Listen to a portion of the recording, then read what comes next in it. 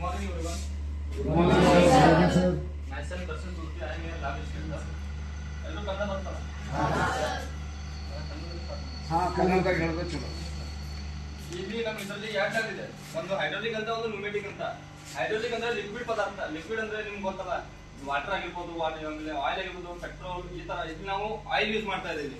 ನ್ಯೂಮೆಟಿಕ್ ಅಲ್ಲಿ ನಾವು ಏರ್ ಅಂತ ಏರ್ ಗೊತ್ತಿಲ್ಲ, ಏರ್ ಯೂಸ್ ಮಾಡ್ತೀವಿ ನ್ಯೂಮೆಟಿಕ್ ಅಲ್ಲಿ. ಮೊದಲು ಇದ್ರ ಡಿಫ್ರೆನ್ಸ್ ಅದು ಗೊತ್ತಾಯ್ತು, ಆಮೇಲೆ ಪಾರ್ಟ್ಸ್ ಹೇಳ್ತೀನಿ. ಅದ್ರ ಮನೇಲಿ ಮೋಟರ್ ನೋಡಿದಾರಲ್ಲ, ಯೂಸ್ ಮಾಡ್ತೀನಿ. ಟ್ಯಾಂಕ್ ಒಂದು ಕೆಳಗಡೆ ನೀರ್ ತೆಗಿ ಒಂದು ಮೋಟರ್ ಒಂದು ಟ್ಯಾಂಕ್ ಇರುತ್ತೆ, ಸಬ್ ಟ್ಯಾಂಕ್. ಸ್ಟೋರ್ ಮಾಡೋದಕ್ಕೆ ಒಂದು ಟ್ಯಾಂಕ್ ಯೂಸ್ ಮಾಡ್ತೀವಿ, ಒಂದು ಮೋಟರ್ ನೀರ್ನ ತೆಗಿಬಿಡಕ್ಕೆ ಒಂದು ಮೋಟರ್ ಯೂಸ್ ಮಾಡ್ತೀವಿ. ಆ ತರ ನಾವು ವಾಟರ್ ಆಯಿಲ್ ನ ಸ್ಟೋರ್ ಮಾಡೋದಕ್ಕೆ ಇಲ್ಲೊಂದು ಟ್ಯಾಂಕ್ ನ ಯೂಸ್ ಮಾಡಿದ್ದೀವಿ. ಅದನ್ನ ಮೂವ್ ಮಾಡೋದಕ್ಕೆ ಇವರು ಬರಲಿ ಅಂದ್ರೆ ಇದು ಸಿಂಗಲ್ ಆಕ್ಟಿಂಗ್ ಇವರಿಗೆ ಎಕ್ಸ್ಪ್ಲೇನ್ ಮಾಡೋದು ಗೊತ್ತಾಗುತ್ತೆ. ಸಿಂಗಲ್ ಆಕ್ಟಿಂಗ್ ಸಿಲಿಂಡರ್ ಅಂದ್ರೆ ಗೊತ್ತಲ್ಲ, ಒಂದೇ ಡೈರೆಕ್ಷನ್ ಎಕ್ಸ್ಪ್ಲೇನ್ ಮಾಡ್ತಾರೆ. ಡಬಲ್ ಆಕ್ಟಿಂಗ್ ಅಂದ್ರೆ ಎರಡು ಸೈಡ್ ಬೋತ್ ಡೈರೆಕ್ಷನ್ ಅಲ್ಲಿ ಮೂವ್ಮೆಂಟ್ ಆಗುತ್ತೆ.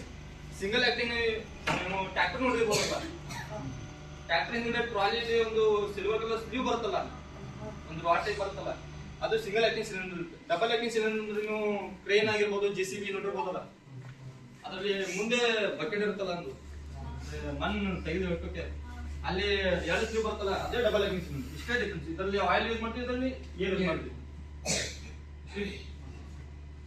ಇದು ಕಂಪ್ರೆಸರ್ ಯಾರು ನೋಡಿರಿ, ಎಲ್ಲಾದ್ರೂ ನೋಡಿರ್ಬೋದಲ್ಲ. ಇದು ನ್ಯಾಚುರಲ್ ಏರ್ ಏನಿರ್ತೈತಿ ಇದ್ರೊಳಗೆ ಕಂಪ್ರೆಸ್ ಆಗಿ ಸ್ಟೋರ್ ಆಗತ್ತೆ. ಇದ್ರೊಳಗೆ ನಿಮ್ಗೆ 2 ಟೈಪ್ಸ್ ಆಫ್ ಎನರ್ಜಿ ಸ್ಟೋರ್ ಆಗ್ತಾವ, ಪೊಟೆನ್ಷಿಯಲ್ ಎನರ್ಜಿ ಮತ್ತು ಕೈನೆಟಿಕ್ ಎನರ್ಜಿ. ಕೇಳಿರಿ, ಪೊಟೆನ್ಷಿಯಲ್ ಎನರ್ಜಿ ಅಂದ್ರೆ ಏನು ಅಂದ್ರೆ ಗೊತ್ತಲ್ಲ? ಪೊಟೆನ್ಷಿಯಲ್ ಎನರ್ಜಿ ಅಂದ್ರೆ ಏನು, ಕೈನೆಟಿಕ್ ಎನರ್ಜಿ ಅಂದ್ರೆ ಏನು? ಪೊಟೆನ್ಷಿಯಲ್ ಎನರ್ಜಿ ಅಂತಂದ್ರೆ ಏನ, ಯಾವ್ದು ಏರ್ ಸ್ಟೋರ್ ಆಗತ್ತೆ ನೋಡಿ ಟ್ಯಾಂಕ್ ಒಳಗ, ಅದು ಪೊಟೆನ್ಷಿಯಲ್ ಎನರ್ಜಿ. ಯಾವ್ದು ಫ್ಲೋ ಆಗತ್ತೆ ನೋಡಿ ಏನ, ಅದಕ್ಕೆ ಕೈನೆಟಿಕ್ ಎನರ್ಜಿ ಅಂತ. ಈಗ ಸರ್ ನಿಮ್ಗೆ ಹೇಳ್ಕೊಟ್ರಲ್ಲಿ ಇದು ಎರಡು ಸೇಮ್ ಇದೆ. ಇಲ್ಲಿ ಆಯಿಲ್ ಯೂಸ್ ಮಾಡ್ತಾರೆ, ಇಲ್ಲಿ ಏರ್ ಯೂಸ್ ಮಾಡ್ತಾರೆ. ಸಿಂಗಲ್ ಆಕ್ಟಿಂಗ್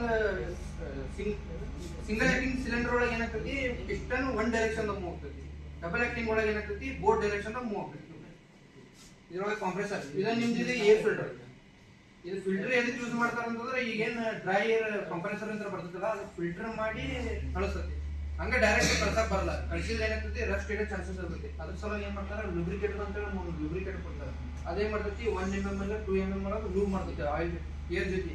ಅವಾಗ ಅದೇನಾಗ್ತೈತಿ, ಅದು ಏರ್ ಬಂದಾಗ ರಸ್ಟ್ ಇಡೋ ಚಾನ್ಸಸ್ ಇರಲ್ಲ. ಓಕೆ, ಇದ್ರೊಳಗೆ ನಿಮ್ಗೆ ಒಂದು ಡಿಸ್ಟ್ರಿಬ್ಯೂಟರ್ ಅಂತ ಒಂದು ಹೇಳ್ತೀನಿ, ನ್ಯೂಮೆಟಿಕ್ ಮೋಟರ್ ಅಂತ ಹೇಳ್ತೀನಿ. ಇವು ಎರಡು ಇಂಪಾರ್ಟೆಂಟ್ ಆಗ್ಬಿಟ್ರೆ.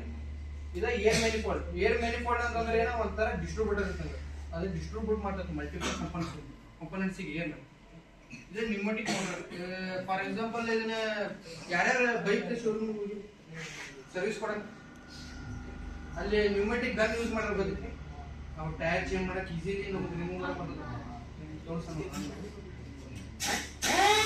ಈ ತರ ಟೈರ್ ಚೇಂಜ್ ಮಾಡಕ್ ಮುಂದೆ ಈ ತರ